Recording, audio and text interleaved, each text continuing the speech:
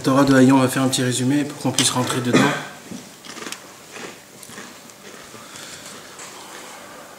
Rabbeinu, il dit comme ça. Quand un homme se base sur des bases que lui-même a fait, que lui-même a supposé, que lui-même, soi-disant, a compris, ou essayer d'expliquer des façons comment résonne le monde, ou expliquer des choses qui se passent dans le monde. Un homme qui veut, il se croit, il se permet de tout savoir, de tout comprendre. On est tous comme ça, hein. Je vous le dis déjà depuis le départ qu'on est tous comme ça. Une déduction, ça. Ouais, toutes sortes de déductions. Toutes sortes de déductions. Tout ce qu'un homme, il essaye de...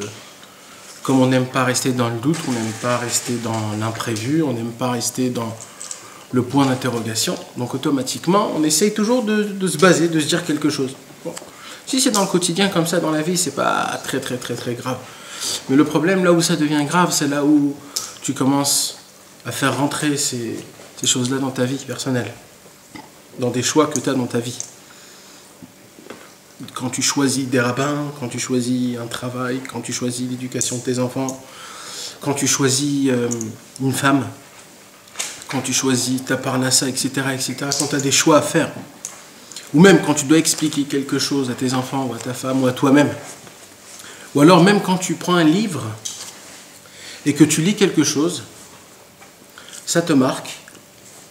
Alors comme ça te marque, tu te dis non, c'est impossible que ça veut dire ça. Et tu l'expliques à ta façon. Ne croyez pas, hein, on est tous comme ça. Hein. Il y a des fois des choses où tu dis c'est impossible que c'est ça, c'est impossible. Et malheureusement, on essaie d'interpréter. Pourquoi? Parce que notre première supposition, et c'est ça le plus grave, c'est que notre première supposition, c'est une supposition qui est basée sur ce monde, basée sur les règles de ce monde. Les règles de ce monde, on dit en hébreu, Kol De'alim Gvar. Les règles de ce monde, c'est le plus fort, c'est le plus gagnant. Celui qui a plus de pognon, c'est lui qui a le porte-parole. Celui qui est le mieux habillé, c'est la personne qu'on va le regarder plus important, etc. Et ainsi de suite. Aujourd'hui, c'est plus tu gagnes, plus tu es quelque chose. Moins tu as, moins tu es. C'est comme ça que ça fonctionne. Et aujourd'hui... Non, mais il a expliqué ça aussi, Rabbeinu. Quoi? Que c'est par rapport à que le chorage du mammon, c'est dans le nefesh. Ouais. C'est pour ça qu'on est attiré par ça aussi. Ouais, on est attiré par ça. Moi, je parle pas de l'attirance. Négatif. Je parle pas de l'attirance. Je parle qu'aujourd'hui, on fait quelque chose de quelqu'un par rapport à ce qu'il a. Ça, c'est faux. Et si cet homme-là, il a rien et c'est quelqu'un d'important, qu'il a des qualités, il est humble, il est pudique, il est gentil, il n'est pas bien habillé comme toi, il parle pas bien comme toi, il n'habite pas dans l'endroit. Alors pour ça, c'est un naze, c'est pour ça que tu vas le baser, le mec? Non? Pourquoi? Alors c'est ça qu'il dit. Il dit, Rabbi Nachman, aujourd'hui, il y a ce qu'on appelle une sorte un train de vie, une sorte d'un monde spécial, qu'on vit dans ce monde, que dans ce monde-là, on vit dans les films, dans Hollywood, dans les publicités, dans le marketing, comment tout fonctionne, comment tout va, comment tout s'achète, comment tout... C'est une sorte de... Et ça, malheureusement, on le rentre dans notre vie personnelle, chez nous à la maison. Chez nous à la maison, on le fait rentrer. Et ça, c'est dommage. Pourquoi? Parce que dans la Torah, pour s'attacher à Hachem, pour parler de Dieu, pour parler de la Torah, pour parler de la prière, pour parler de tout ce qui est ces choses-là, c'est pas comme ça que ça fonctionne. Ça fonctionne d'une façon qui est très simple, très simple, tellement simple qu'on n'aime pas cette simplicité. Tellement simple qu'on n'aime pas cette simplicité. Et c'est ça qui nous apprend Rabbeinu, il va nous éduquer, Rabbi Nachman, il va essayer de nous faire rentrer bien dans la tête, comme quoi la simplicité, c'est quoi la simplicité? La simplicité, c'est de faire les choses pour honorer Dieu. Plus encore, de faire que les choses qui vont honorer Dieu. Ah, c'est dur ça. Ah, c'est pas évident. Mais au moins, on va commencer au moins d'un point, qu'au moins ce que tu fais des choses, que ces choses-là que tu vas les faire pour honorer Dieu. Ça veut dire, tu as une façon de mettre les tefilines le matin. Maintenant, il y a la façon routine. Tu vas le matin, tu te réveilles, tu viens, tu mets les tefilines, tu pries, c'est bien, tu as bien fait les choses. Il y a un niveau qui est plus haut. Tu te prépares un petit peu. Tu te dis, voilà, je vais commencer à mettre les tefilines parce que Dieu il me l'a demandé, c'est quelque chose d'important, c'est sûr que quand je vais les mettre, je vais plus me rapprocher de Dieu, etc. etc. Là, c'est encore plus beau. Mais il y a un niveau qui est encore plus que ça. La raison pour laquelle je vais mettre les tefilines, rien que pour honorer Dieu, c'est tout. Même moi, je ne veux même pas en prendre un profit de ça. Rien que pour honorer Dieu. Et là, il promet, il dira, ben nous, la personne qui fonctionnera comme ça, jamais il se trompera. Jamais. Jamais, jamais. Parce que son moteur, son point de pulsion qui le fait pour bouger dans sa vie, c'est quoi? C'est l'honneur de Dieu, le kavod de Dieu. Et le kavod de Dieu, c'est la chose où un homme, quand c'est ça son but dans sa vie, il n'y a rien qui peut il peut pas se tromper, cet homme-là. Et même s'il se trompe au début, à la fin du compte, il va arriver dans le droit chemin. C'est comme ça que ça fonctionne. C'était un petit peu quelques... Et Rabbeinu a aussi rajouté que les chormot, c'est quoi? C'est toutes les... Rabbeinu, il appelle ça des sagesses. Parce que c'est comme ça qu'on fonctionne le mot. Mais en français, c'est soi-disant toutes les philosophies, qu'on veut essayer d'expliquer tout, qu'on veut toujours tout savoir. Aujourd'hui, tu ouvres l'Internet, tu demandes un petit mot, tu as une liste de 5000 pages qui t'explique sur ça. Tu lis 2-3 pages, tu te crois déjà un connaisseur de je ne sais pas où. De là, tu vas déjà apprendre aux gens comment ça fonctionne. Et j'ai lu, et j'ai relu, et j'ai fait... Mais les gars, ni toi, ni Google, ni l'Internet ne connaissent rien à ce problème-là, sachez-le, c'est tout. Parce que l'imbécile qui l'a écrit, il est imbécile comme toi. Et c'est 2 hommes de nazes. Et il y a 100 milliards de déhôtes que chacun y pense que c'est comme ça et comme ça. Donc ne nous croyez pas qu'on est des importants. Je vais même presque aller dire que le Yetzer Hara est venu dans le monde et qui a fait faire rentrer Google. C'est vrai qu'il y a des bonnes choses. Mais il a fait faire rentrer ce Google-là aussi pour que la personne aujourd'hui se croive intelligent. Et qu'aujourd'hui, il n'y a plus rien qui est caché de tes yeux. Tu peux écrire ce que tu veux, tu as toute l'information qu'il faut au-dessus. Et le pire de tout ça, c'est après que tu as lu 2-3 lignes, parce que jamais on lit 15 lignes, parce que c'est trop lourd. Alors tu te crois déjà connaisseur. Maintenant, ça c'est dans le monde virtuel. Mais imaginez-vous dans la Torah, parce que ça aussi, ça existe. Aujourd'hui, tu as une question de Torah, ni plus ni moins, qui tu vas poser la question? À Monsieur Google, un goy né. Et tu vas apprendre de lui. C'est vrai qu'il y a des choses aussi qu'on peut savoir, c'est toujours bien, je ne parle pas maintenant que du mal, c'est juste des exemples que je dis. Ça veut dire, regardez, nous, aujourd'hui, où on se situe. Et avec ça, le mec, il va venir, il va commencer à parler avec des gens, des connaisseurs, des vrais, parce que lui, ce qu'il a lu, il a lu dans des endroits qui ne sont pas du tout normaux, sains et propres. Donc on voit un petit peu comment ce monde il fonctionne aujourd'hui. Le monde il fonctionne pas droit. C'est pas ça le monde qu'aujourd'hui. Mashiach ne peut pas venir dans un monde où tout est Google, parce que même on va poser la question même à Google, est-ce que ce Mashiach là c'est le vrai Mashiach? Bah oui, il y a aussi des critères à ça. Les Mashiach, image. Et tu t'imagines? Donc ben nous on rigole, mais c'est comme ça que ça fonctionne. C'est comme ça que ça fonctionne, croyez-moi. Et il dit Rabbeinu, un homme comme ça il peut tomber très très très bas. Il n'y a pas plus grave que ça au monde. La chute la plus grande au monde, c'est quand quelqu'un y croit savoir tout sur tout. Il n'y a pas plus pire que ça. Il n'y a pas. Parce qu'un homme qui sait, qui croit savoir, alors il est fermé à toute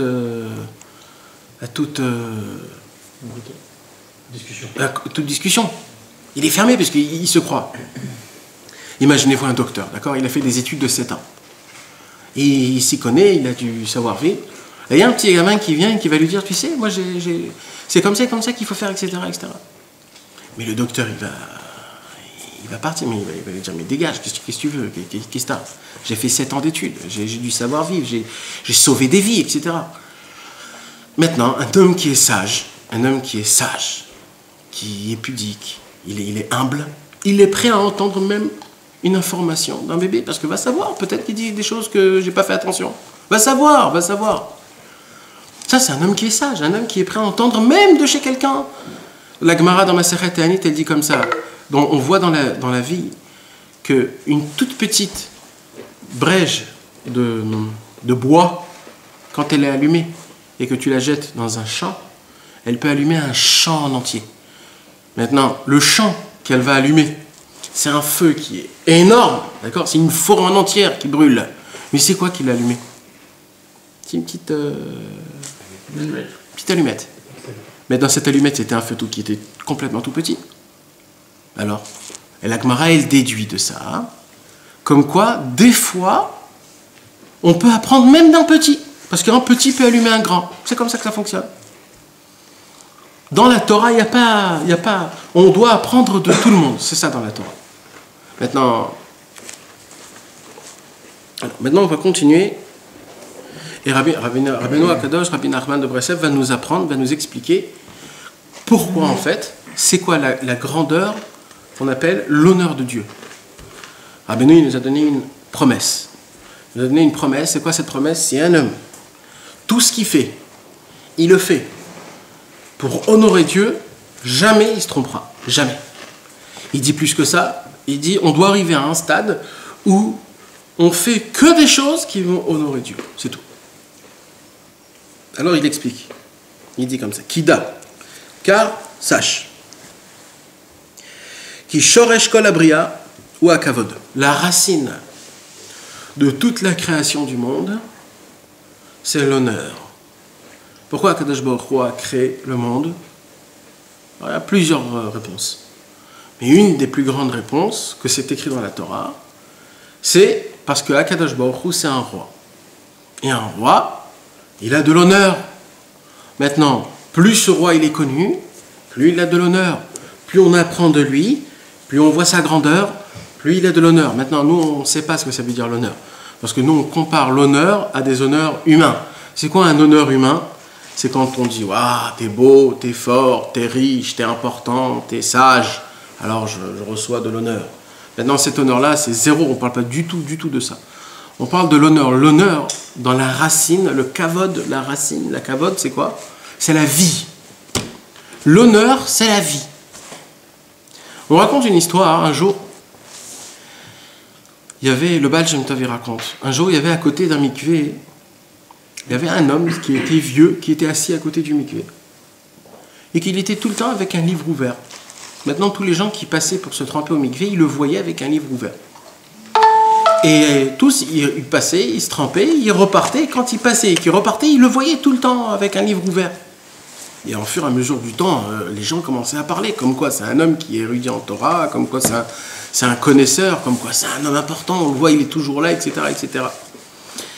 Et tout le monde lui disait bonjour avec une grande crainte. Il lui faisait comme ça, bonjour, etc., pour ne pas l'embêter, pour l'honorer. Et un jour, le Baal Shem Tov, donc, il est venu se tremper dans ce mikvé-là, et il a vu cet homme-là. Et il a dit à son élève, il a dit, tu sais, cet homme-là, il vit grâce à une seule chose. Que quand tout le monde va se tremper au mikvé, ils le regardent et ils ont de l'attention pour lui et lui disent bonjour. Toute sa vie, c'est ça. Le jour où ils vont arrêter de lui dire bonjour, il va mourir, cet homme-là. Et c'est ce qui s'est passé. C'est ce qui s'est passé. Un jour, il y a eu un problème dans le mikvé. Avant, les mikvés, c'est pas comme aujourd'hui. Pour le chauffer, c'était un tralouette de folie. Et ils ont arrêté de chauffer le mikvé. Il n'y avait personne qui rentrait dans le mikvé. L'homme est mort. L'honneur, c'est la vie. Dans la racine, je parle. L'honneur, pour nous, c'est pas bien du tout. Parce que l'honneur n'appartient que à Dieu. Li akavod amar Adonai, il y a écrit. L'honneur appartient que à Dieu. Dieu donne un peu d'honneur aux choses importantes. Pour la Torah, par exemple. Quand il y a un rav qui vient et qu'on doit se lever devant lui, ou alors qu'on doit l'honorer, etc., c'est pour une seule raison. Tu donnes pas de l'honneur, du kavod à cet homme-là, tu donnes de l'honneur à la Torah qu'il a. Mais c'est pas lui. Lui, c'est un homme, c'est un objet, c'est un homme. Lui, après 120 ans, on va le faire rentrer dans le même cercueil qu'un autre normal. Ils n'auront pas un autre cercueil. Il n'y a pas des cercueils pour des gens importants et des gens normaux. C'est tous les mêmes. C'est un corps. Le corps, c'est rien, c'est une enveloppe. C'est la Torah qu'il a en lui, la connaissance qu'il a en lui. On se lève pour la Torah qu'il a en lui. C'est pour ça qu'il y avait des grands tzadikim, comme le Rav Ben Sion Abba Shaou ou le Rav Yudat Tzadka, qu'eux, ils ne rentraient pas, c'était les Rosh Yeshiva de Porat Yosef, eux, ils ne rentraient jamais. Parce que quand ils rentraient, automatiquement, tous devaient se lever. Il y avait un paquet d'hommes, c'était 1000 personnes qui devaient se lever. Alors eux, ils faisaient exprès de rentrer toujours quand? À Vaïvarer David. Parce qu'à Vaïvarer David, quand on est à la prière de Vaïvarer David le matin, tout le monde se lève. Alors eux, ils rentraient à Vaïvarer David. C'est beau, hein? Ça c'était les gens d'avant, ça, tu vois? La différence d'aujourd'hui, c'était comme ça. Ou alors, il y avait des gens, des rabbanim, qui rentraient jamais dans leur yeshiva sans livre, s'ils n'avaient pas un livre avec eux. Comme ça, quand ils se lèvent pour le livre. Mais pour moi, tout seul, non. Et à cause de ça, il y a des gens qui rentraient, les grands tzadikim qui rentraient pas du tout, quoi, parce que rien que pour ça. Parce que l'honneur, le kavod, il doit être que pour la Torah, pas pour moi spécialement. Ok? Maintenant, celui qui prend, mais ça c'est une autre souga, on va pas rentrer dans ça, mais juste pour terminer l'exemple, celui qui prend un kiff, un oneg, comment on appelle ça, un profit, un plaisir, celui qui prend un plaisir pour le kavod personnel, alors là, mes amis, c'est vraiment très grave. C'est vraiment, vraiment, vraiment très grave. À part à la maison, avec la femme et les enfants. Oui, mais c'est pas un honneur. C'est vers quand ta femme te dit t'es beau, tu vas pas commencer à. Quand les enfants ils se lèvent. Tu comprends? Ouais, quand les enfants ils se lèvent, Nahon, bien sûr, Nahon. Tu dois faire semblant. Ouais, d'accord, mais on parle en dehors là. Pour que je sois toujours dans ma tête. Ok. D'accord? C'est sûr, il y a des halakhot dessus. Les enfants ne peuvent pas s'asseoir sur ta chaise, etc., etc. Ils ne doivent pas te contredire, etc., etc. Ça, c'est sûr, c'est la halakha. Mais à part ça, quand un ami, ou etc., des vannes fausses, des fausses vannes ou des choses comme ça, c'est pas bien. C'est pas des choses, c'est pas bien. Et surtout quand c'est vrai, quand des fois quelqu'un il vient de voir Torah à la synagogue, etc. Il faut faire très attention de le remercier, mais d'une façon que ça soit amical. Pas en tant qu'une personne qui est au-dessus de moi. En temps amical, voilà, tu m'as renforcé, c'était bien, c'était beau, ça m'a chauffé. Merci beaucoup sans que ça soit, tu sais, il faudra que tu fasses des cours, toi, hein, tu parles très bien et tout et tout. Quand on va un peu plus sur nous les Français, qu'on adore tout grossir et tout truc, et que on s'en fout complètement de ce qu'on dit, et qu'on se laisse parler pour un rien et pour un oui. Alors, sur ce sujet-là, il faut essayer d'être strict, parce que Bémet, c'est vraiment, ne croyez pas, hein, mes amis, parce que ce mal, vous le faites à lui. Voilà, vous croyez que vous lui faites du bien, mais vous êtes en train de l'enterrer. Voilà, tout simplement, vous l'enterrez. Vous l'enterrez, cet homme-là, vous l'enterrez, vous lui faites du mal. Ouais, et c'est dommage, parce que si vraiment vous l'aimez, alors faites les choses d'une façon que ça reste amical, c'est tout. Pourquoi? Parce que le kavod, dans la généralité, c'est-à-dire dans la racine, le kavod, c'est quelque chose d'énorme. Toute la raison pour laquelle Dieu a créé le monde, c'est pour l'honneur de Dieu. Vous imaginez de quoi je parle? On ne peut pas le comprendre, ça. Parce qu'encore une fois, le kavod, nous, on croit que c'est quelque chose de personnel, c'est quelque chose d'égoïste. Mais un roi, il y a écrit « Meler shemachal al kvodo en kvodo machul ». Il y a plein de critères de grandes personnes dans la Torah qui peuvent permettre qu'on ne l'honore pas. Les très grands tzadikim, ils ont la permission de dire « Moi, je ne veux pas avoir une chaise à part des autres. » Alors, on l'écoute. Moi, je ne veux pas qu'on me dise « Kvod Rav », on l'écoute. Je ne veux pas qu'on m'appelle Rav, on l'écoute. Il est écrit, si un roi, il dit « Je vais être comme les autres, etc. », on ne l'écoute pas. On n'écoute pas. Ça va, Israël. On n'écoute pas. Pourquoi? Parce qu'un roi, c'est un roi. C'est pas toi qui t'es désigné roi. C'est Dieu qui t'a désigné roi. Donc, c'est pas toi qui tiens les cordes. Alors, comme c'est Akadosh Baruch Hu, c'est lui le roi de tout le roi, c'est lui le créateur de tout. La chose la plus grande qu'on peut faire à Dieu, c'est le kavod, c'est l'honneur du kavod. Toute la raison pour laquelle Dieu a créé le monde, et tout ce qui a été créé, tout, les arbres, les insectes, les souris, les vaches, tout ce qu'il y a dans le monde, les astres, tout ce qu'il y a, tout, c'est pour une seule raison, pour l'honneur de Dieu. C'est tout, rien que pour ça. Alors, une fois, on m'a défini l'honneur comme la présence. Là, tu acceptes ça? La présence. Ouais. On m'a dit c'est la présence de Hachem. C'est bon d'après toi ou pas?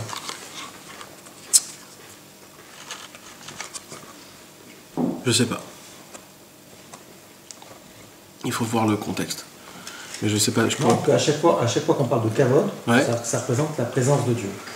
La personne qui m'a dit ça, elle m'a dit pour débloquer un peu, parce que c'est très très abstrait, tu vois. C'est quoi le kavod de Dieu? C'est très abstrait. Donc pour débloquer un peu, et pour que ça rentre, tu vois, dans les textes, il m'a dit voilà, c'est la présence de Dieu. Peut-être qu'on peut dire ça, peut-être. Mais c'est plus que ça, parce que là il va dire Abenou Kavod, c'est le M Kol Chai. C'est quoi le M Kol Chai? C'est la maman qui fait vivre. La maman, elle donne la vie, elle enfante. Le Kavod, c'est ça qui enfante tout. Tout ce qu'il y a, tu sais, dans le mathématique aujourd'hui, dans les calculs mathématiques, il y a une formule à tout. Tout on explique aujourd'hui. Comment les arbres, ils amènent ça.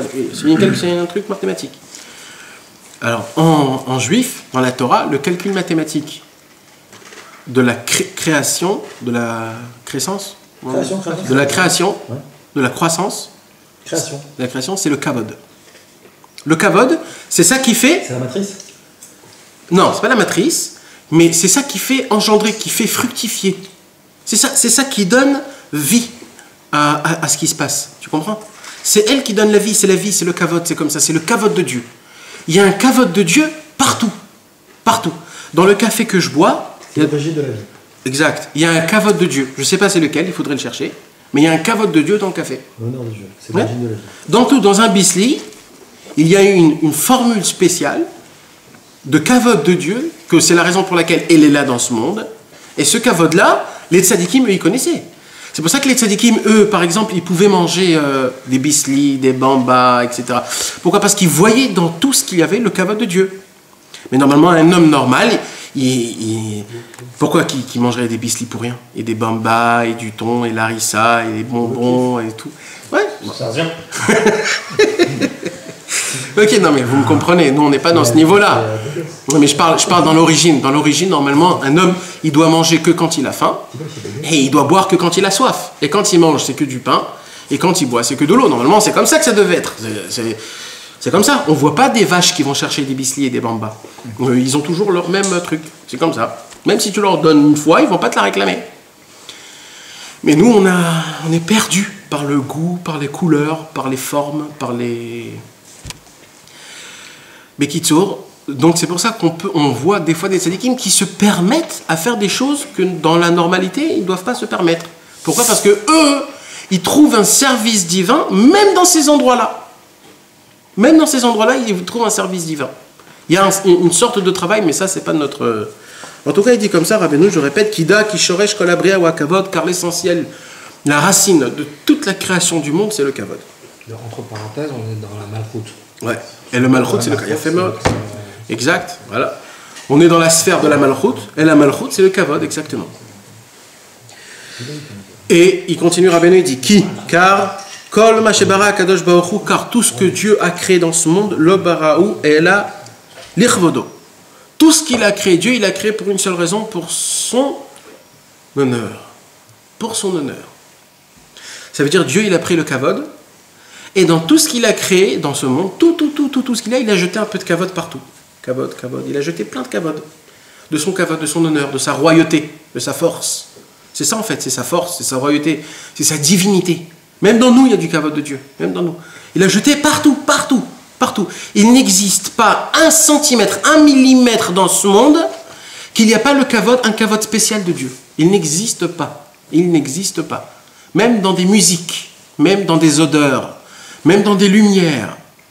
À plus forte raison, dans des goûts, dans ce qu'on mange, dans ce qu'on boit, dans ce qu'on fait, même dans des actions qui ne sont pas... qu'on ne peut pas attraper, c'est-à-dire même dans des actions, quand je fais quelque chose, il n'existe pas une chose où il n'y a pas dedans le kavod de Dieu, parce que rien ne peut fonctionner sans le kavod de Dieu. Que moi, chez Katouf, d'où on apprend ça? Il y a un pasouk, c'est écrit Kol anikra bishmi velichvodi barativ. Tout est appelé en mon nom, il dit Dieu, et tout je l'ai fait pour mon honneur. Maintenant, il dit Rabbi Nachman, et puisqu'on apprend que tout a été créé pour honorer Dieu, pour l'honneur de Dieu, Nimtsa, donc de là on apprend, donc de là on apprend que la racine de toute la création du monde, c'est l'honneur. Si Dieu a créé ce monde pour être honoré, donc on apprend que la racine de ce monde, c'est l'honneur. Et c'est vrai que Dieu, c'est lui l'unité. Mais quand même, dans toute la création du monde que Dieu a créé, il y a des parties. Énormément de parties. D'accord? Il n'existe pas une chose qui ressemble à une autre. Alors on peut se poser la question, comment ça se fait que de l'unité se crée le nombre? Le multiple. Non, mais dans les règles de la formule, dans l'unité, elle ne peut pas faire sortir le multiple. Parce qu'elle est 1. Le 1 ne crée pas le numéro, tu comprends? Mais c'est ça la grandeur de Dieu. C'est que malgré tout, c'est ça qu'il va nous dire là, malgré tout, nous on voit et on croit qu'il y a le multiple, mais en fait il n'y a pas de multiple, tout est 1. Et c'est quoi le tout est 1? C'est le kavod. C'est-à-dire celui qui cherche le kavod, en fait, il reprend la multiplicité et il la met dans l'unité. en fait, qu'est-ce qu'il fait? Il ramène tout à Dieu. C'est énorme cette parole-là, mes amis. C'est exactement comme si que quelqu'un, il voyage dans un voyage, dans sa voiture, et il a plein de choses dans son bagage. Et quand il voyage, toutes ses affaires, ils tombent petit à petit. Et dans tout le chemin, il y a des habits qui tombent, il y a plein de trucs qui tombent, Et moi, mon travail, c'est quoi? C'est dans le voyage, de prendre tout ce qui tombe, tout, et je le remets, et je le ramène. Akadosh Baruch Hu, quand il a créé ce monde, il a jeté plein de kavod. Donc, il a jeté. Et la royauté de Dieu, c'est quoi? C'est de ramener tout à Hachem. Parce que dans ce monde-ci, on ne voit pas Dieu. Est-ce qu'il y a quelqu'un qui voit Dieu dans ce monde? Non. On voit que le contraire. Aujourd'hui, sans l'argent, tu ne peux pas fonctionner. Sans une femme, tu ne peux pas fonctionner. Sans des honneurs, tu ne peux pas fonctionner. Sans un toit, tu ne peux pas fonctionner. Aujourd'hui, tu es dépendant de 1 milliard de choses. 1 milliard de choses. Moi, je parle d'argent et de trucs, mais aujourd'hui, avec un iPhone, déjà, tu ne peux pas te... Tu n'as pas d'iPhone, tu es déjà complètement... Si il est en panne, dès qu'il arrive au numéro 13%, déjà, tu t'affoles. Il fonctionne, non, mais à 13%, tu sais que déjà, tu t'affoles. Donc, imaginez-vous combien on est loin de l'histoire, ça veut dire. Maintenant, c'est quoi? Donc, ça veut dire, en fait, on voit tout l'inverse, que on ne voit pas Dieu. Pour voir Dieu, il faut beaucoup se travailler, il faut y croire beaucoup, il faut avoir de la émouna, etc. Mais on ne voit pas Dieu. En fait, ce monde-ci, c'est l'inverse de Dieu, en fait. Ce monde-ci, Dieu nous a emmenés dans un monde où tout nous fait montrer comme quoi Dieu n'existe pas. Et c'est quoi notre travail à nous? C'est de reprendre tout et de relier tout à Dieu. C'est-à-dire, quand je prends un café, un espresso avec les capsules qui vaut 500 shekels, etc., de super bon, pour qu'il y ait de la mousse et tout ça, quand je le bois et je le goûte, parce que tout est dans sa tête, en fait. Un café comme ça ou comme ça, c'est exactement le même, d'accord? Mais quand je le bois, d'accord, j'ai une façon de boire un café, et j'ai la façon où je me dis, en vérité, ce café, c'est de l'eau noire. Maintenant, Akadosh Baruch Hu a fait rentrer un goût. Ce goût, d'où il vient? Comment il vient d'Akadosh Baruch Hu? Parce qu'il vient des graines de café. Maintenant, dans les graines de café, ils étaient où? Ils étaient dans la terre. La terre, elle n'a aucun goût de café, la terre. La terre, c'est de la terre. Donc, Akadosh Baruch Hu a fait naître un goût dans ces graines qui sont spéciales. Et que ces graines-là, et bien maintenant, je vais boire le goût de Dieu. Donc, je vais apprécier Dieu, je vais découvrir Dieu encore plus. Et je vais le remercier qui m'a fait faire un café qui est bon. Et je vais le faire avec tout ce qu'il y a. Et c'est pour ça qu'il est écrit dans la Gemara, malheur à celui qui n'a pas goûté tout ce que Dieu a donné dans ce monde. Alors, il y a une question qu'on pose. Comment? Rabbi Lévi, il dit, malheur à l'homme qui n'a pas goûté toutes les faveurs qu'il y a dans ce monde. Mais on nous a toujours appris qu'il faut manger ce qu'il faut, boire ce qu'il faut, et puis c'est tout, dire merci. Non, malheur à celui qui n'a pas goûté toutes les faveurs qu'il y a dans ce monde. Et là, il dit, Bevada, ça c'est quand l'homme, il goûte la faveur et qu'il sait que ça vient de Dieu. Mais pas juste en le sachant, en le réfléchissant, en le faisant rentrer dans la tête. Parce que tout ce que je vous dis là, mes amis. Alors d'abord, il faut que je vous dise quelque chose parce que, vous savez, le Ramchal, vous avez entendu parler du Ramchal? Rabbi Moshe Chaim Luzzatto, il a écrit un livre qui s'appelle Mesilat Yesharim. Le Mesilat Yesharim, au tout début, la première phrase dans l'Akdama, il dit, écoutez bien mes amis, d'accord? Tout ce qu'il y a écrit dans ce livre, vous le savez déjà. Voilà. Dès le départ, je vous le dis, voilà. Donc si vous croyez que vous allez ouvrir ce livre pour apprendre des nouveautés, ben refermez-le et mettez-le dans la truc, c'est tout. Parce que ce livre n'est pas venu pour vous apprendre, mais ce livre est venu vous rappeler ce que vous savez déjà, mais pas assez. Parce que la majorité des choses, on les sait. C'est qui a créé Dieu? C'est qui a créé le monde? C'est Dieu. C'est des réponses qu'on a automatiquement. Mais tu crois vraiment que c'est Dieu qui a créé le monde? Tu crois vraiment que ce café, c'est vraiment Dieu, Dieu Mamash? Dieu, le Tout-Puissant? Celui qui a ouvert la mer et tout? Si on y croirait vraiment, on serait un petit peu autrement, on se conduirait un petit peu moins. Parce qu'on y croit tous que Dieu est partout et on fait ce qu'on veut quand on est chez nous à la maison. On tourne en slip ou alors on fait des choses, trucs. Malgré que on sait que Dieu est partout. On sait que Dieu connaît nos pensées. Et des fois, on se laisse un peu aller avec nos pensées. Imaginez-vous si la pensée, c'était un grand télévision de 50 pouces que tout le monde pourrait regarder tout ce que tu penses pendant toute la journée. Imaginez-vous. C'était bien autrement, hein. On n'aurait pas pensé ce qu'on aurait pensé. Donc en fait, on sait que Dieu est là, mais on ne le vit pas vraiment. Eh ben, c'est de ça que je vous parle. Tout ce que je vais vous parler ce soir, mes amis, ce n'est pas des nouveautés. Tout ce que je vous dis, c'est des choses qu'on sait. Quand je vous dis qu'il faut comprendre comme quoi la racine, que Dieu est partout, partout, dans les gâteaux, dans les raisins, dans le thon, dans la harissa, etc., etc., Kadosh Baruch Hu a une spécialité dedans qui s'appelle un kavod de Dieu, que ce kavod est personnalisé dans cette chose-là et pas dans une autre. Et moi, ce que je dois faire, c'est de trouver ce point qui s'appelle le kavod de Dieu. Maintenant, je le dis dans le manger, d'accord? Rabbeinu, il ne dit pas ça dans le manger. Rabbeinu, il dit dans la vie, on doit chercher dans ce qu'on fait le kavod de Dieu. Maintenant, il dit Rabbeinu, même... Bon, on va lui laisser le dire tout seul parce que c'est mieux. Contexte. Ouais. Donc, dans chaque partie et partie qu'il y a dans toute la création du monde, dans la materna, dans les livres, dans les lumières, dans les commodes, dans des fenêtres, dans tout, il y a une spécialité, une formule de kavod qu'il y a en Dieu, que c'est ça qui maintient la chose. D'accord? C'est ça qui maintient la chose. Si je vous pose la question, comment ça se fait que cette table, elle tient et qu'elle ne tombe pas? Est-ce que vous allez me répondre? Explique mathématique. On ne pose même pas la question. Ah ouais, on se pose, déjà c'est un problème, on ne se pose pas la question. D'accord. Maintenant, si on se pose la question, tes enfants, ils posent la question, parce qu'un enfant, c'est quelqu'un de pur. Donc il dit, papa, dis-moi comment. Une planche et des pieds. Voilà, il y a 2 pieds qui tiennent la planche. Eh ben, si on serait à 200 ans à côté du Baal Shem Tov et de Rabbi Nachman, eh ben, ils nous étaient en train de nous regarder comme ça, et peut-être qu'ils pleuraient presque. En nous disant, regarde le pauvre. Il croit que c'est les planches qui tiennent la table. Le miskin. Miskin. Il est perdu, lui. Qu'est-ce qu'ils nous ont dit, tu crois? Ah non, pas miskin. Neber. Mes amis, c'est quoi qui fait tenir la table? La volonté de Dieu. C'est Dieu. C'est la volonté de Dieu. C'est l'honneur de Dieu. Ben, maître, c'est comme ça. Hein. Même si nous, on ne le comprend pas, c'est ça. Voilà, c'est ça, point barre. Jamais ça vous arrivait qu'un jour, d'un coup, elle tombe, la table. Voilà, elle tombe. Alors nous, on va chercher pourquoi elle est tombée. Alors on va chercher, on va voir. Mais pourquoi tu vas chercher pourquoi elle est tombée? Elle est déjà tombée, ta table. C'est Dieu qui ne veut pas. Voilà, point barre. Elle a voulu. C'est tout. Et ainsi de suite pour tout. On va chercher le pourquoi, du comment, etc. Et comment ça fonctionne et toujours.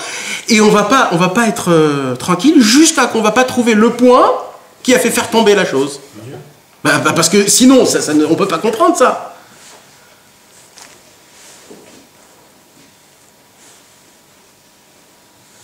Donc, il y a dans chaque partie de ce monde l'honneur de Dieu qui fait maintenir la croissance de la chose elle-même. Et là, mes amis, on vient dans le noyau du sujet. Le noyau de la Torah, que toute la Torah, c'est ça. Là, on va parler de l'essentiel.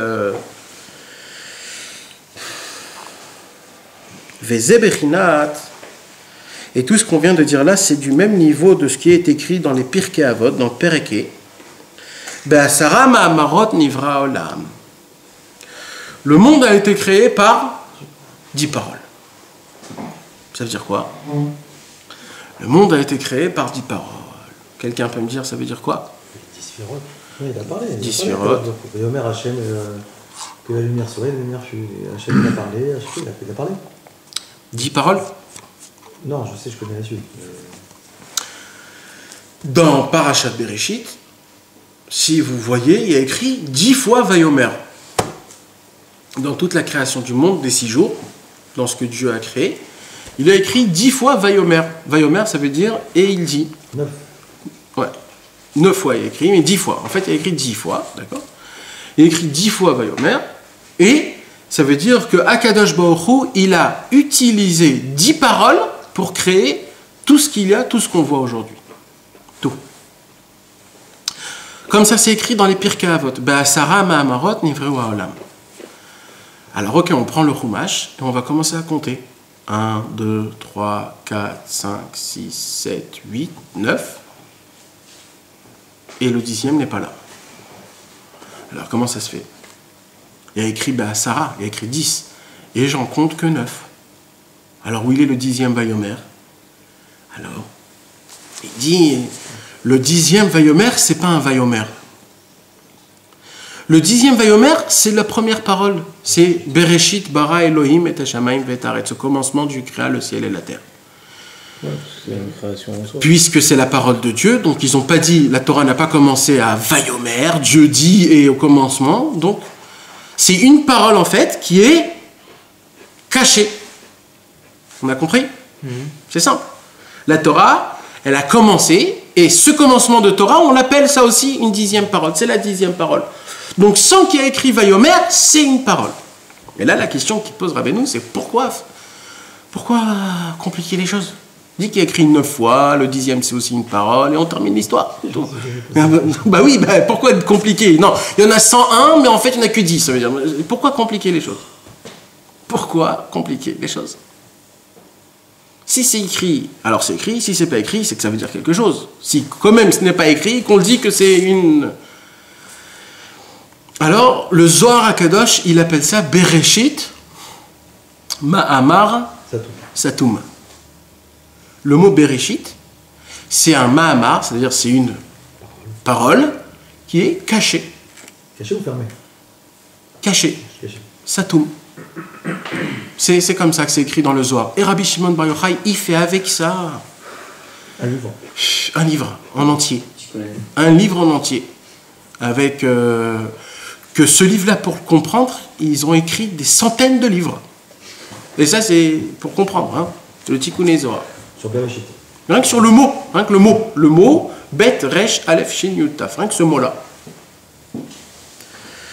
Mais Rabbeinu, il va rentrer dans le cœur du problème et il va créer la Torah 12 qu'on est en train d'étudier. Parce que jusqu'à maintenant, c'était que des introductions.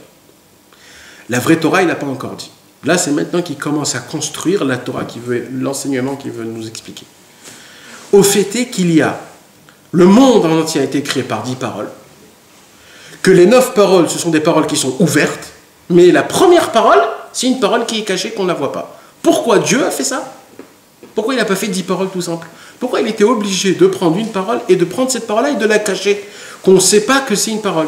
Et lequel en plus? La parole essentielle. Dieu créa le ciel et la terre. Au commencement, Dieu créa le ciel et la terre. Véalo. Et là, il pose la question, mais pourquoi Dieu a créé le monde en entier avec 10 paroles? Une parole? Voilà, Dieu, il peut créer tout en une seule parole, même pas une parole, en un souffle. C'est quoi? Pourquoi il avait besoin de 10 paroles?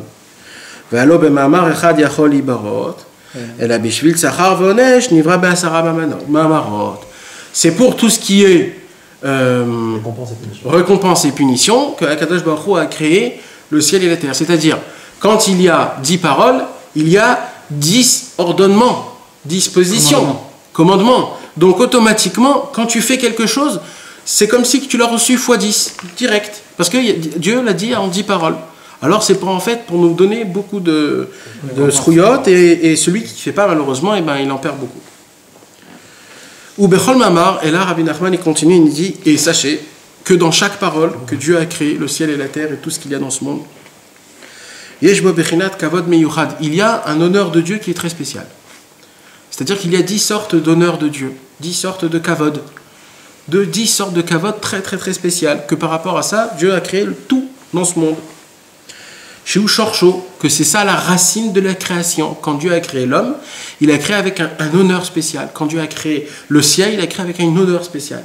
Et les vaches, et tout ce qu'il y a, tous les bêtes féroces, tous les animaux, tous les insectes, les vents, même les démons, même les anges, même le Olam Haba, tout a été créé avec un honneur spécial que Dieu a fait rentrer dans cette chose-là. Qui est à Kavod ou Shorash Hakol, encore une fois, il répète, Rabbeinu, il dit, car le Kavod, c'est la racine de tout. Mais le Kavod, c'est quoi? C'est Hachem?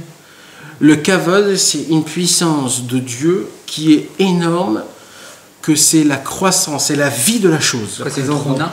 Hein? Une Truna? C'est une Truna? Ouais. C'est la racine qui donne la vie. Ça veut dire, pourquoi tu vis, toi?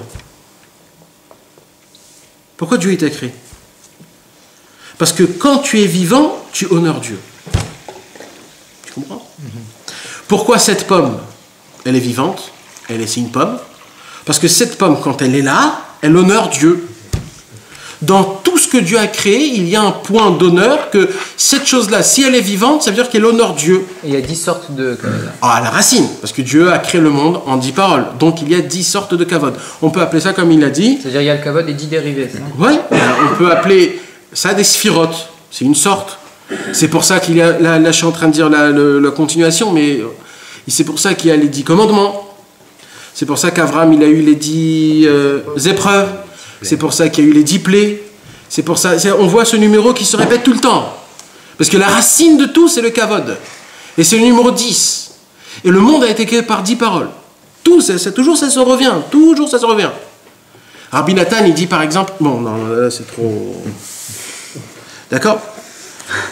Vezé bechinat, et ça aussi, c'est ce qu'on dit tout le vendredi soir, quand on rentre Shabbat, dans Kabbalah Shabbat, on dit Uve echalo kulo omer kavod. Uve echalo, dans le palais de Dieu, il n'y a que de l'honneur.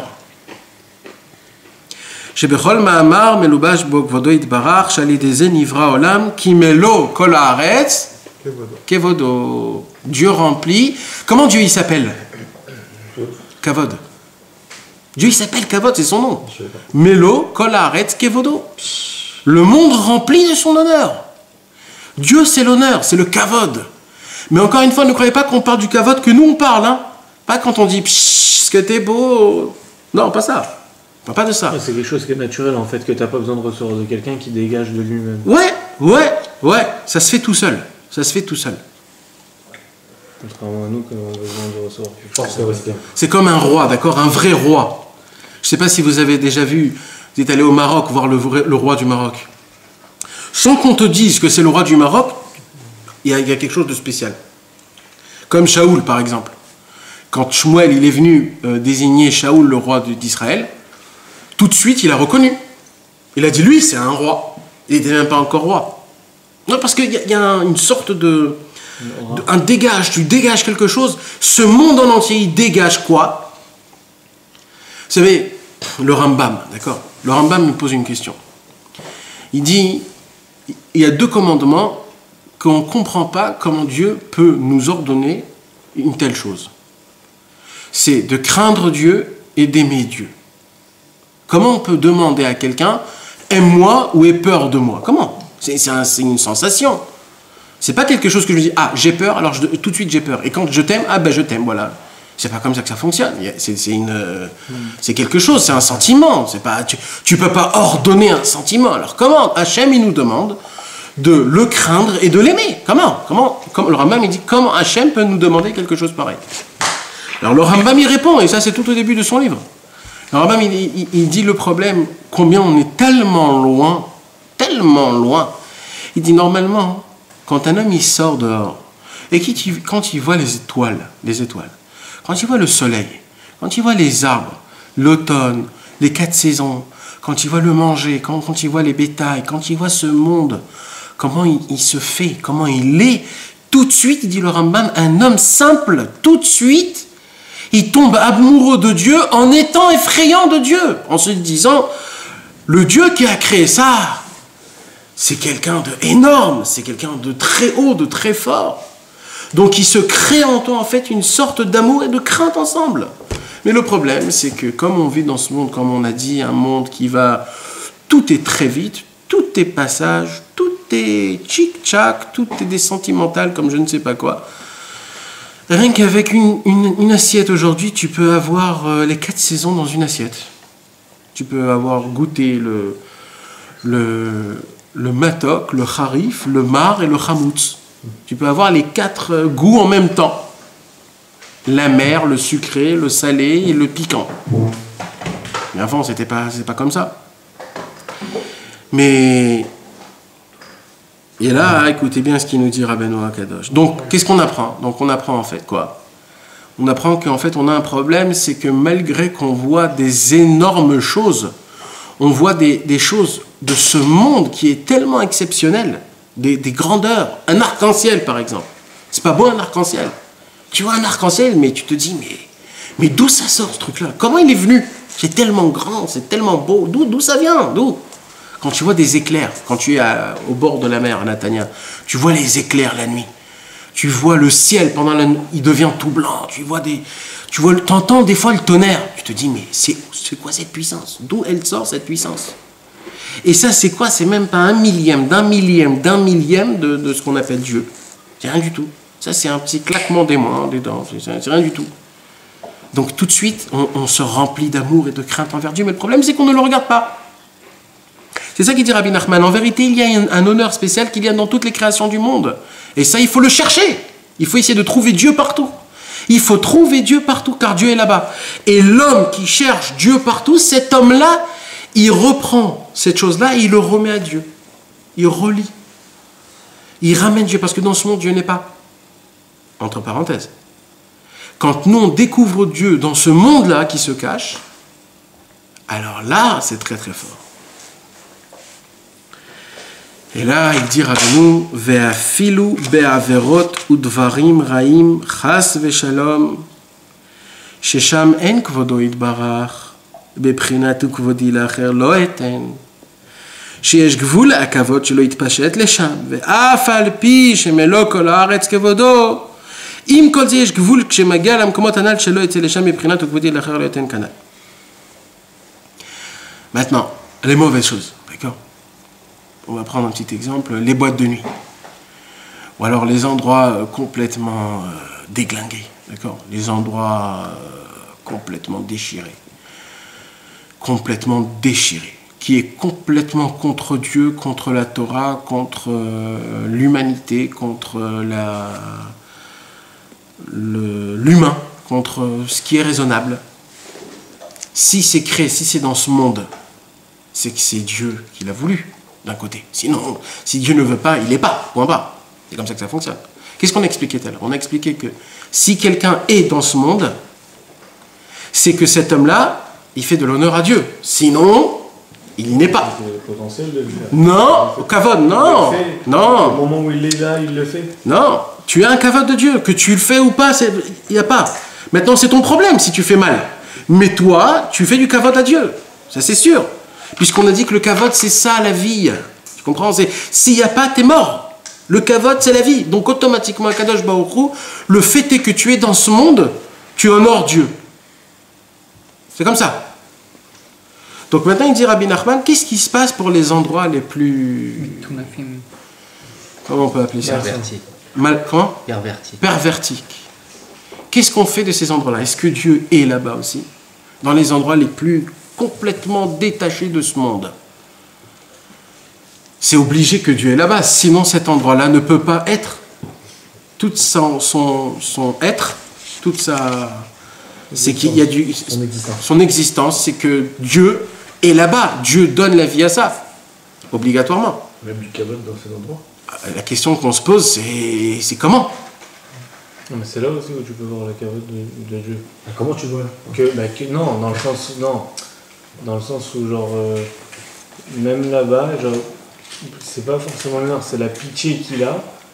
Et c'est là où tu vois son honneur de les laisser faire ça, malgré que ce monde lui appartient, et c'est là où tu l'honores, tu vois ce que je veux te dire? C'est là en réalité où tu vois l'honneur de Dieu. Mais il y a un problème, parce que s'il est là, automatiquement, c'est que Dieu a donné une force qui fait qu'il est là. Donc cette force, elle vient bien de Dieu, elle ne vient pas de quelqu'un d'autre. Alors, comment on peut dire? Et puis il faut goûter toutes les faveurs, mais pas les choses qui sont interdites. Non, mais nous le problème, c'est qu'on prend le kavod pour nous. Quand on prend le kavod directement à Dieu, là oui. C'est ce qu'on a dit tout à l'heure. On a dit tout à l'heure, le kavod, on doit tout de suite le redonner à Dieu. Quand on goûte ces choses-là, il ne faut pas qu'on prenne, nous, un kiff de ça. C'est pour ça que nous, on a interdit de manger des choses qu'on n'a pas le droit. La Torah nous a ordonné des lois. Parce que, je vais vous donner un exemple. Pourquoi aujourd'hui on ne mange pas le cochon? Parce que le kavod qu'il y a dans le cochon, il est tellement loin et tellement caché que même si je le goûte, je ne pourrai jamais trouver ce kavod. Donc la Torah t'a dit, n'essaye même pas. Il n'y a rien à trouver là-bas. Il n'y a pas. Il y a, mais on ne peut pas. Et c'est quand qu'on va le trouver, quand Nacher viendra, il écrit que le cochon, on pourra le manger. Parce que alors, on pourra connaître Kavod de Dieu, même dans ces endroits là-bas. Pourquoi on ne peut pas être avec une femme qui est déjà mariée, ou alors avec notre sœur ou notre maman, etc., etc. Pourquoi? Parce que le Kavod qui est chez eux, on ne peut pas le trouver. Dans cette situation. Dans cette situation, on ne peut pas le trouver. Et on peut le trouver que chez qui? Chez ta femme, que si tu as fait la choupa, que si tu as fait les Sheva Brachot. Bien sûr. Mais tout, c'est ça. C'est ça ce que je vous explique. Ça explique pourquoi les tzadikim, ils pouvaient se marier avec plusieurs femmes. Exact. Parce qu'eux, ils pouvaient trouver le Kavod là-bas. Pourquoi il y a des tzadikim qui sont mariés plusieurs fois? Parce qu'eux, ils pouvaient trouver le Kavod de là-bas. Nous, on est des gens qui est complètement éclatés de notre tête, que nous, même notre femme, des fois, c'est interdit, des fois. Même quand c'est permis, tellement qu'on est... Mais c'est ça la raison. Pourquoi on ne peut pas manger le lait et la viande ensemble? Parce qu'il se cache une sorte de Kavod de Dieu qui est tellement caché, l'ensemble de le lait et la viande, c'est que si on va le manger, on va se perdre. En le mangeant, on va se perdre là-bas. Parce que le point du Kavod, il est tellement caché qu'on ne pourra pas le trouver. Mais en réalité, si tu penses comme ça, tout nous est interdit, puisque le Kavod nous on trouve nulle part. Alors c'est pour ça que la Torah elle te dit non. Quand tu dis Baruch Ata Hashem Elokeinu Melech Olam She'akol Yabid Varo, alors c'est vrai que tu ne le penses pas, mais le fait est que tu l'as dit, ta parole va chercher le Kavod de Dieu et ça va se faire tout seul. Tu comprends? Et c'est ça la raison pour laquelle on fait la bracha avant, on fait la bracha après. Le pain, combien de travail il y a pour arriver à un pain? 10. 10. Combien de mitzvot il y a sur le pain? 10. Pourquoi? Parce que le pain, c'est l'essentiel manger. L'aliment, l'essentiel, c'est le pain. C'est les 10. C'est quoi les 10? C'est les 10 paroles. C'est les 10 trucs de kavod. C'est pour ça que quand tu manges le pain, tu n'as pas besoin de faire aucune bracha. Pourquoi? Parce que tu es rentré dans tout le kavod de toutes les sortes de créations. Tu n'as pas besoin. Pareil pour le vin. Etc. etc. Ça, cette Torah-là, mes amis, elle ne s'arrête jamais. C'est une Torah qui fonctionne à tout le temps. On peut découvrir des choses de folie. De folie. Alors, pour répondre à notre question, qu'est-ce qui se passe dans les endroits pervertis? Est-ce que Dieu... Qu'est-ce qui se passe? Alors, il dit Rabbi Nachman, de là, on comprend pourquoi il y a écrit 9 vayomer et un qui est caché. Parce que le 10e, c'est pour qui? C'est pour tous les endroits pervertis. Dieu se cache. Le kavod de Dieu, la parole de Dieu se cache. Et là-bas, même là-bas, Kadosh Baruch Hu, il est. Même dans les endroits les plus tapés du monde. Même dans les actions les plus horribles du monde, même là-bas et à Kadosh Baruch Hu. Et ça, grâce à quoi? Grâce au fait que la première parole a été dite en parole cachée. En commençant, au commencement, Dieu créa le ciel et la terre, sans dire « et Dieu dit ». Et cette raison-là, c'est faire pourquoi? Pour faire vivre même les endroits pervers. Parce que même les endroits pervers, ils doivent être, pour qu'il y ait le libre arbitre automatiquement. Donc Akadosh Baruch Hu se cache, mais des fois il se cache. C'est pour cela que là-bas on ne peut pas voir, on ne peut pas découvrir Dieu dans des endroits. Il y a des tzadikim que oui. Quand tu dis libre arbitre, c'est Sachar Bonesh? Ouais. Ouais. Il y a des tzadikim qui ne peuvent pas. Il y a des tzadikim qui peuvent, et des tzadikim qui ne peuvent pas. Il y avait un grand tzadik, le tzadik de Natania. Vous connaissez le tzadik, le sabbat de Natania? Non, le Rav Amos de Natania. Non, il y avait un sabbat Menatania. Un petit comme ça, chassid comme ça, qui était ashkénaze. Lui, un jour, il est rentré dans une maison de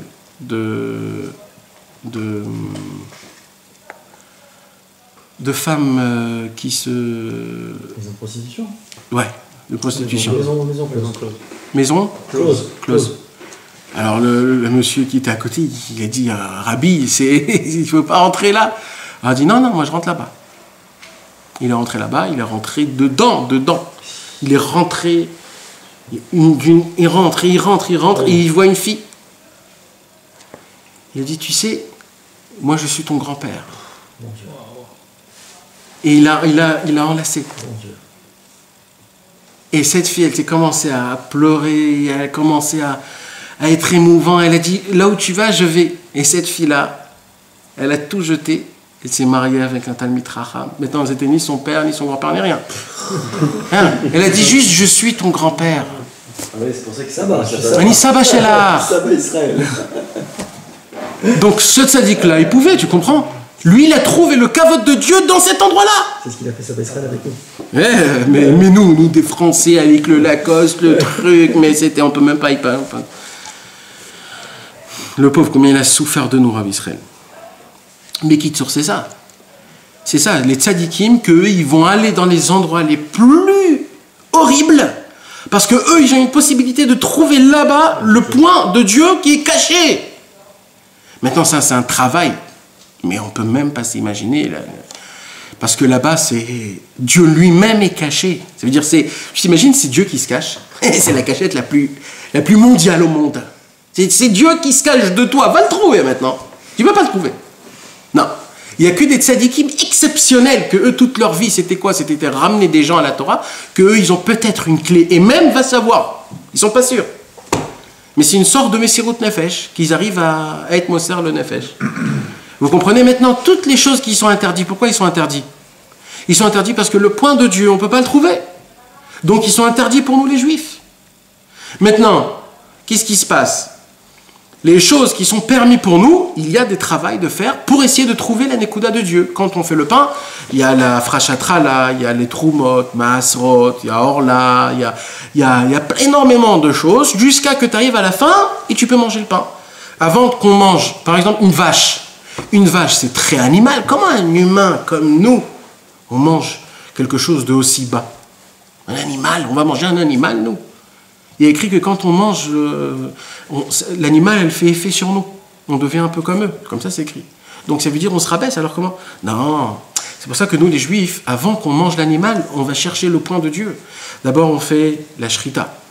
Après, on fait kisui adam. Après, on prend il y a des points qu'on peut manger, il y a des points qu'on ne peut pas manger dans la vache. Alors, on prend la truc, on la met du sel. Après, on attend 20 minutes. Après, on la lave. Après, on remet du sel. Après, on la relave. Après, on attend, etc., etc., etc., etc. Tout ça, c'est fait pourquoi? C'est pour nous préparer à essayer à arriver au point du kavod de Dieu. Sans ça, on ne peut pas trouver le kavod de Dieu. Maintenant, c'est qui le fait? C'est notre neshama. Parce que nous rien qu'on veut le steak avec la moutarde. Mais c'est notre neshama, en fait, qui fait tout ce travail. La neshama, elle travaille, elle cherche, pour essayer d'arriver au point essentiel où on trouve la nekuda de Dieu. Et ainsi de suite, pour tout. Pour tout, dans tout. Les habits, le travail. Pourquoi on donne du maaser quand quelqu'un gagne là Parce que normalement, cet argent-là, de trouver Dieu dans l'argent, frérot, c'est impossible. Ah oui, ça c'est... Alors là, c'est impossible. Pas parce que c'est impossible, c'est parce que c'est nous qu'on est des impossibles. C'est nous les tapés de la tête. Quand on voit de l'argent, ça y est, tout de suite, il y a les projets, le kiff, les trucs, etc. On pense à rien du tout à part l'argent. Alors pourquoi on donne les 10%, ceux qui donnent 20% encore? Pourquoi il y a ça? Et après, il y a aussi la tzedaka en plus. C'est quoi? C'est parce que si tu donnes pas ça, frérot, alors t'es foutu, parce que là, c'est l'argent qui t'a englouti. Elle t'a avalé, elle t'a roté même. Bien sûr. Mais bien sûr. Et à la fin, elle te vomit même. Elle te vomit. C'est l'argent, elle te défonce. C'est pour ça qu'il y a écrit que parce qu'il y a plusieurs dans les post-kim quand on donne, si avant, après ou pendant, etc. C'est pour ça qu'il y a écrit, les Chassidim, dès qu'on reçoit la paye, tout de suite on donne. Pourquoi? Parce que pour que tout de suite, l'argent n'a pas d'emprise sur toi. Et dès que tu as donné les 10%, tout de suite, la neshama, elle a un accès, comment trouver le point du kavod de Dieu dans l'argent. Et d'un coup, tu te dis, ouais, peut-être je vais faire ça, peut-être je vais renouveler mes mezuzot, il faut que je m'achète des rabbenoutam, il faut que je m'achète un livre. D'un coup, tu commences à penser spirituel. C'est plus facile pour toi à donner de la tzedaka, c'est plus facile pour toi à investir. Par contre, quand tu ne donnes pas les 10%, alors là, tu es radin de chez radin. Mais c'est pour la Torah, hein, bien sûr. Pour le reste, tu es un flambeur. Pour tout ce que tu as envie. Parce que c'est comme ça que ça fonctionne. Tout, c'est une histoire de trouver l'honneur de Dieu où il est caché dans chaque chose. La Torah nous donne le mode d'emploi. Chacun, il a son mode d'emploi après personnel pour en rajouter. Et ce qui est interdit, c'est parce que c'est interdit. Parce que le point essentiel du kavod de Dieu est complètement caché et qu'on ne peut pas le trouver. Donc il dit Rabbi Nachman, comme Dieu ne peut pas être dévoilé dans les endroits pervers, car là-bas c'est l'inverse de l'honneur de Dieu.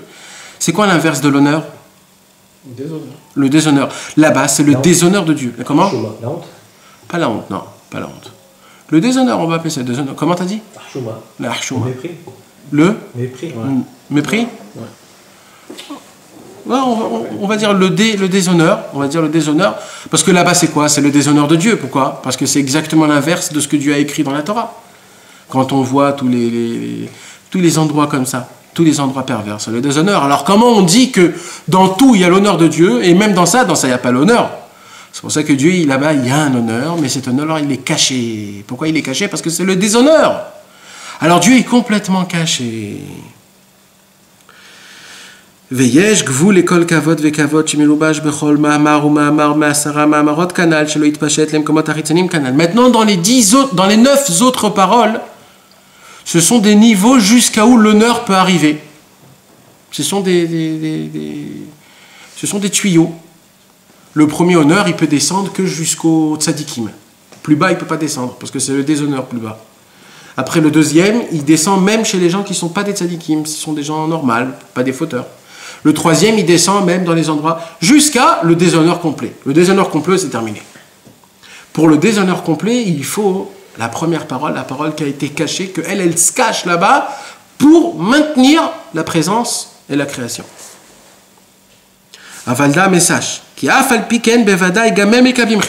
C'est obligé que même les endroits déshonorés, les endroits pervers, même eux, ils sont obligés de recevoir l'honneur de Dieu.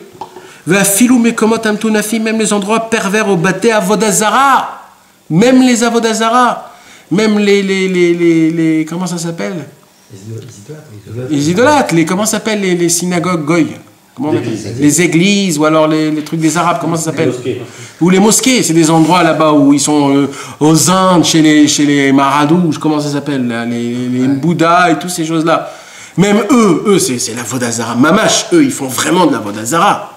Et bien même là-bas, il y a le kavod de Dieu. Mais le kavod de Dieu là-bas, il est caché comme jamais on peut s'imaginer. Mais il y a quand même un truc, parce que c'est obligé qu'il y a quelque chose, sinon il n'existe pas. Même eux, ils ont besoin de recevoir de la vitalité de Dieu. Arda, message, eux, ils reçoivent ça de la parole qui a été cachée, la première parole, la parole qui se cache. C'est quoi la parole qui se cache? C'est le Bereshit.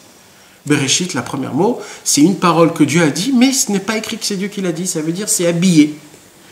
Et là, écoutez bien ce qu'il dit. Il dit que cette parole-là, la parole qui est cachée, elle est tellement grande et puissante, elle inclut tous les 10. C'est-à-dire que les Mekomot Metunafim, ils incluent tout le monde? Non, mais la puissance qu'ils ont besoin de piquer de Dieu, c'est une puissance que Dieu il donne, puissance x 10. Tous. C'est son plus grand kavod. C'est son plus grand kavod. C'est son kavod par excellence. C'est ça que c'est incompréhensible. Le Dalai Lama, tout le monde le respecte et tout, le grand Rabbin d'Israël, personne ne le connaît. C'est que nous. Le monde entier ne...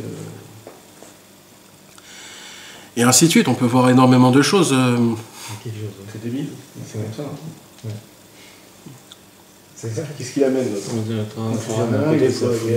Pourquoi? Parce que tu dis que celui qui va aller chercher on sait que le statut de la merde, on sait que tout, ça sert à rien. Ils sont censés accessibles. Ils peuvent y aller, mais celle-là qui est la plus puissante de toutes, ils n'y pourront jamais, parce qu'il faudrait qu'ils aillent là-bas pour la trouver. Donc c'est ça, donc pour le trouver, il faut aller dans les Mekomot. Il ne faut pas aller, toi tu ne dois pas aller, toi. Non, quand j'ai les boules, t'as compris ce que je te dis? Non, mais bien sûr. Mais c'est ce qu'il dit Rabbeinu. Mais il dit Rabbeinu, un vrai tzaddik, c'est un tzaddik qui tombe là-bas. Il tombe, pas il peut, il tombe. C'est énorme ce que tu dis. Il tombe là-bas. Yosef HaTzadik. C'est ça. Il devait passer par là-bas pour tomber. Mais là-bas, il a découvert Dieu et de là, il est devenu roi. David Ameller, on l'a toujours appelé le fils d'un bâtard. C'était comme un bâtard. Il était obligé d'arriver dans ce point-là parce que c'est un point qui est soi-disant pervers, mais c'est ça qui lui a désigné après David Ameller. En fait, ce qu'il dit Rabbi Nachman, c'est que nous, notre travail, c'est de découvrir Dieu dans toutes les paroles de Dieu. 1er, 2e, 3e, 4e, 5e, 6e, 7e, 8e, 9e. Maintenant, qu'est-ce que je fais pour atteindre le 10e?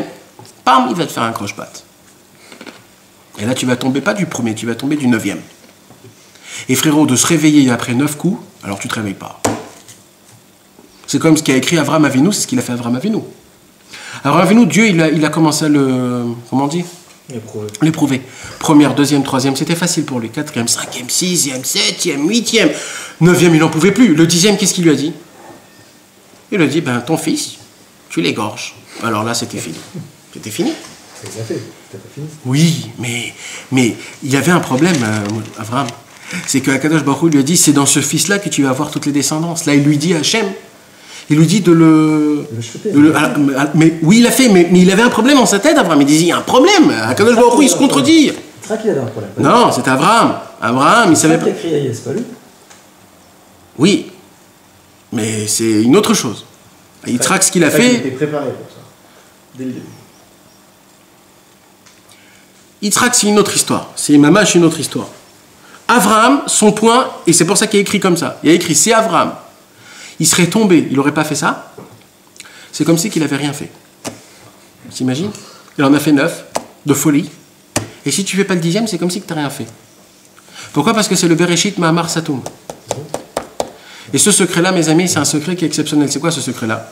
C'est que c'est très facile d'être un serviteur de Dieu quand tout va bien. Hein? C'est très facile. C'est très très facile. Je parle spirituellement. Quand tu ouvres les livres, tu lis, tu comprends. C'est facile pour toi d'aller au mikvé. C'est facile pour toi de mettre les tefilines, Rashi Rabbeinu, prier une prière exceptionnelle dès le début jusqu'à la fin. C'est facile pour toi de garder les yeux, de ne pas avoir de mauvaises pensées, de gagner bien ton argent, de donner de la tzedaka, massin, etc. Très facile. Mais imagine-toi un jour tu te réveilles un beau matin et ce matin-là, Dieu il t'a tout pris. Tu n'as plus envie d'étudier, plus envie de prier, plus envie de mettre les tefilines, plus envie de rien. Là, frérot, j'ai envie de te voir, là, si vraiment tu continues à être un vrai serviteur de Dieu. C'est ça le Bereshit Mahamar Satoum, c'est ça, la parole, la 10e.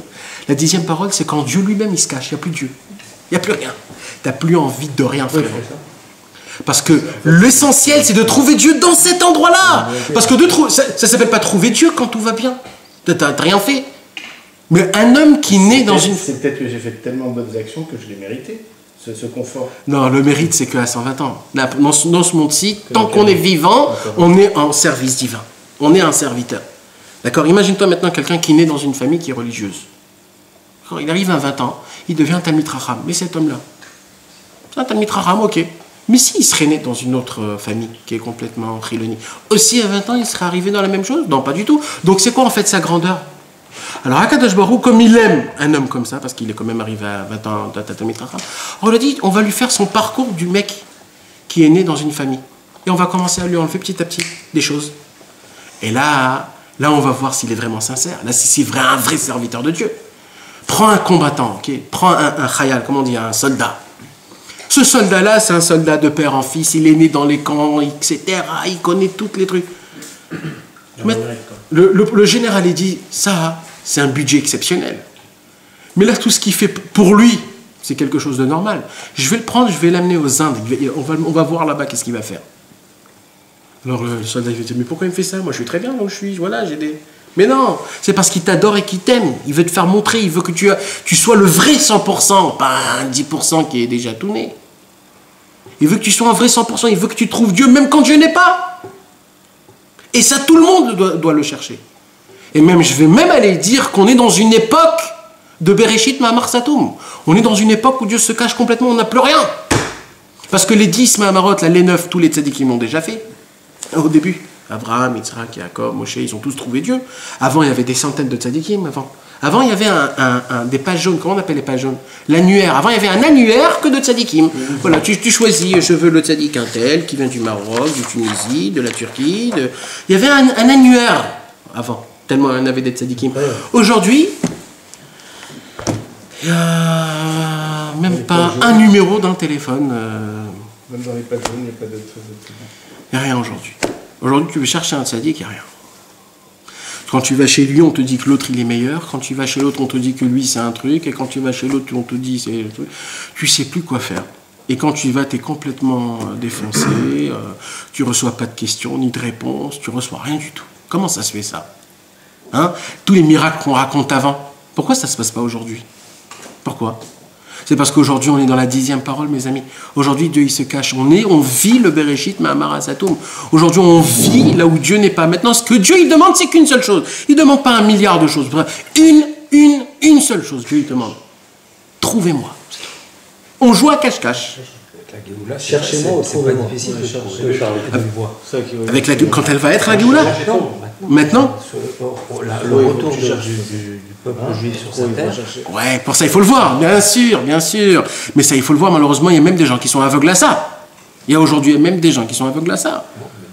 Mais c'est vrai que si on regarde on regarde en 50 ans ce qui s'est passé par rapport à ce qui s'est passé, ben bataille qu'il y a deux mondes différents, ça c'est sûr et certain. Il n'a jamais été aussi dévoilé. Aujourd'hui? Oui. Tout ce qui se passe, les livres qui sont imprimés, la connaissance de Torah grâce à Internet, parce qu'il faut dire les bonnes choses, il faut dire aussi les mauvaises choses. Mais aujourd'hui, c'est beaucoup plus facile, tout est beaucoup plus facile. Avant de faire des tefilines, de trouver des etrogim, c'était des histoires de folie. Avant, il y avait un etrog pour une fille, tu t'imagines? C'est-à-dire, tu vas le matin à la choule, le soir, tu sors, parce que tu attends de faire le etrog. Ouais, c'est sûr. Mais mec, c'était comme ça avant. Soukot, c'était une reida de folie. Tu savais, toute la semaine, tu vas être dans la choule, tu vas attendre, tu prends un numéro, tu vois quand. C'était comme ça. Il n'y avait que le Rav qui avait un etrog. C'était comme ça. Donc, mais aujourd'hui, on a tous des etrogim de folie, des tefilines de folie, on a des soukot chacun dans sa maison, des mikveh presque chacun dans sa maison, la Torah, chacun il a une bibliothèque avec tous les livres qui puissent exister. On ne les ouvre pas, mais au moins il y a des bibliothèques. Un jour, il y a un tzaddik qui a dit, moi, dans mon olam haba, c'est que je voudrais avoir un chasse parfait, de A à Z. Parce que lui, il n'avait pas, il y avait 2 livres dans sa ville de chasse. Il y avait Maser et Baba Kama et Baba Metzia, c'est tout ce qu'il y avait. Pour chercher ça, il fallait voyager. Imagine-toi. Il a dit, son olam haba, c'est d'avoir un chasse parfait. Et nous, aujourd'hui, on a le chasse de ça, le chasse de ça, le chasse de ça, cette édition-là, en petit, en grand, en moyen, pour les khatanim. C'est certain que si on regarde, on voit, c'est une vision de Géoula, un shum safek, mais quand même, en particulier, quand quelqu'un il se regarde sa vie personnelle. Ça ne fait pas avancer non plus. Oui, ça ne nous fait pas avancer, mais quand même, c'est.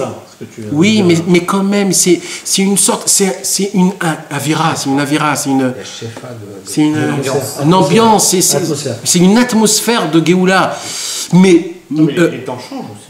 Oui, c'est ça les temps changent, c'est ça la raison, c'est pour ça, c'est pas parce que les temps changent, c'est la raison, c'est parce que les temps changent grâce à ça, c'est parce que c'est un temps de Géoula. Avant c'était pas comme ça n'a jamais été comme ça.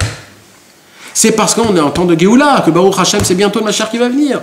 Mais maintenant le problème c'est le particulier, le problème c'est un personnel. C'est que personnel, l'environnement est exceptionnel, il y a tout ce que tu veux, mais il n'y a rien dans l'intérieur.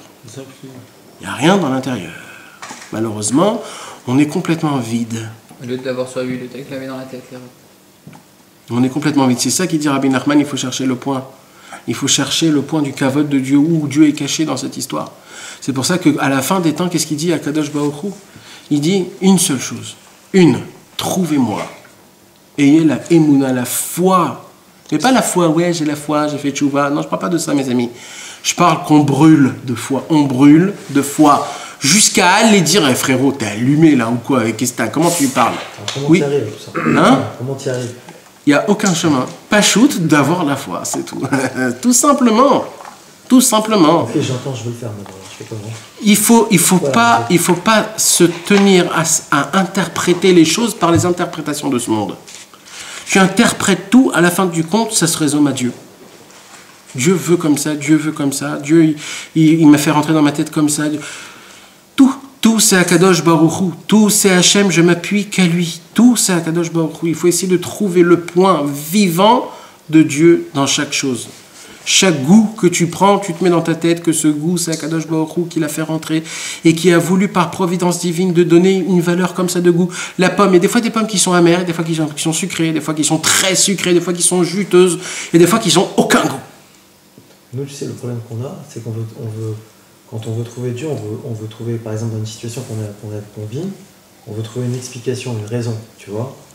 On veut dire, Stam, c'est comme ça. Toi, souvent, tu me dis, c'est comme ça. Ouais. Et nous, on veut expliquer. Non, ça ne s'explique. Tu peux m'expliquer pourquoi tu aimes ta femme? Ouais, bien sûr. Coupe la caméra. Mes amis, les choses. Comment on dit ça? Les choses de l'au-delà, c'est inexplicable. Pourquoi tu aimes tes enfants? Pourquoi tu aimes ta femme? Pourquoi tu t'aimes toi? Pourquoi tu aimes le bisli? Pourquoi tu aimes le bamba? Les choses qui sont intérieures, les choses qui sont profondes, C'est inexplicable. Les enfants, c'est un bon exemple. C'est vraiment Et tu peux m'expliquer pourquoi tu aimes une musique? Il y a une musique comme ça ou comme ça. Pourquoi tu aimes cette musique-là? Il y a quelque chose à expliquer parce que ça, c'est composé, c'est Beethoven qui l'a fait quand il était bébé, etc., etc. Il n'y a rien à expliquer, frérot. C'est parce que c'est spécial, c'est odieux, c'est quelque chose de divin, c'est divin, frérot. Il n'y a rien à expliquer. Il n'y a pas. Il n'y a pas.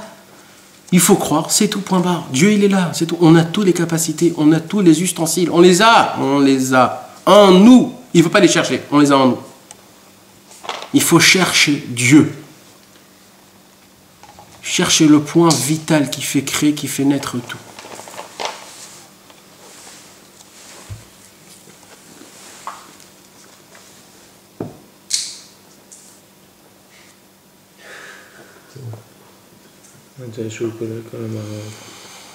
Je crois que c'est tout pour ce soir parce qu'après on doit rentrer dans des mondes à expliquer. Et il a dit quelque chose d'intéressant, je vais savoir si tu es d'accord. Quoi? Eliaou, il a dit que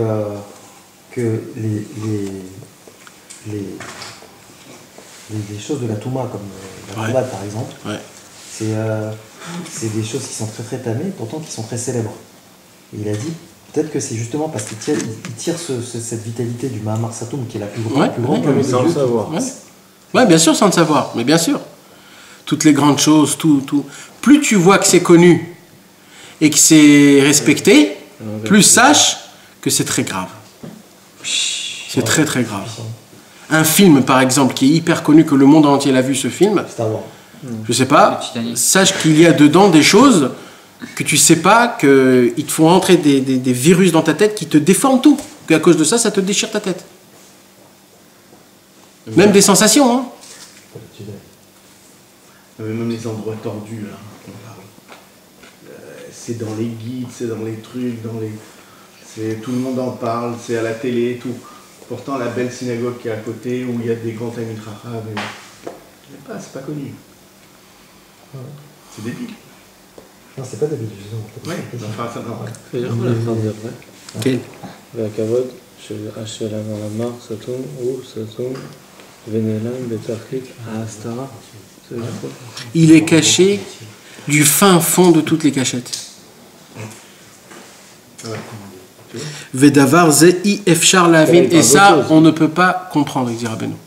On ne peut pas comprendre comme quand des endroits pervers que Dieu se cache là-bas. Tu ne peux pas comprendre. Qu'est-ce que Dieu il se cache là-bas? Comment? D'accord? Comment? Dans les trucs antisémites de Hitler, par exemple. Néo-nazis. Les néo-nazis, les trucs comme... Là, il te dit que Dieu est caché là-bas. Comment tu peux comprendre que Dieu est caché là-bas puisque lui, c'est l'extermination? Eh ben non, on ne peut pas comprendre. Vassou, la rare Bézéclal, on n'a même pas le droit d'y penser. D'investiguer. Ouais, parce que dès que tu rentres là-bas, tu te perds.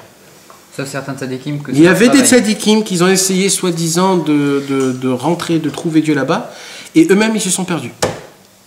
Ils se sont perdus. Et cette phrase-là, c'est pas aussi pour dire qu'une personne ne doit pas tomber volontairement dans les endroits comme ça? Ouais, ça aussi. Mais ça, c'est tellement simple. Ouais, c'est ça, non, parce que quand on avait parlé par exemple des tzadikim, qu'eux ils vont dans des endroits pour réparer les gens. Ouais. Nous, on n'a pas le droit, nous, on a le droit de ce que la Torah nous dit, et ce que la Torah nous dit qu'on n'a pas le droit, on n'a pas le droit. C'est tout, ça s'arrête là. Il ne faut pas jouer les sages, les kamikazes, comme quoi on peut rentrer dans des endroits et de dire ouais, moi je peux trouver Hachem même dans ces endroits-là, etc., etc. Mais par contre, c'est pour ça que des fois, tu vois un film où tu entends une musique. Cette musique, elle n'est pas juive, elle est peut-être goy. Ou tu vois un film qui est des fois complètement goy. Mais à la fin, il se passe quelque chose dans ta tête ou un sentiment que ça te fait des gagouim, ça te fait des languissements à la Torah ou des languissements à Hachem. D'un coup, ça te réveille. Je ne sais pas si ça vous est arrivé, mais c'est des choses qui arrivent. T'entends une musique elle est complètement goy. Et d'un coup, ça te fait ça t'élève. D'un coup, tu es... Pourquoi? Parce que des fois, quand tu l'as écouté, ce point-là, qui est compliqué de Dieu, c'est ce point qui se réveille. Mais quand ce point se réveille, frérot, on a dit que ce point de kavod, il collèle tous les autres points. Donc en fait, ce point-là, il est très fort. Donc il te fait un éclat. Des fois, il y a des gens où ils ont fait tchouva dans l'endroit les plus nazes qui puisse exister au monde, c'est là-bas où ils se réveillent. Comment? C'est le kavod de Dieu qui se réveille pour ces gens-là. Parce que automatiquement, il y aura un juif qui va arriver dans ce point-là. Et il devra lui trouver ce point-là. Mais ça, c'est pour le cours prochain. Rabbi Nachman Meuman, Rabbi Nachman Meuman, Rabbi Nachman.